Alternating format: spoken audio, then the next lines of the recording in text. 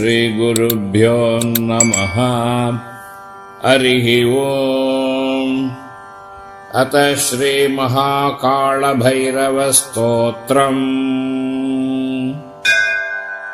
ॐ महाकाल महाकाय महाकाल जगत्पते महाकाल मगायोगिन् महाकाल नमोऽस्तुते। महाकाल महादेव महाकाल महाप्रभो महाकाल महारुद्र महाकाल नमोऽस्तुते। महाकाल महाज्ञान महाकाल तमोपगन्। ॐ श्रीगुरुभ्यो नमः। हरिः ओम्।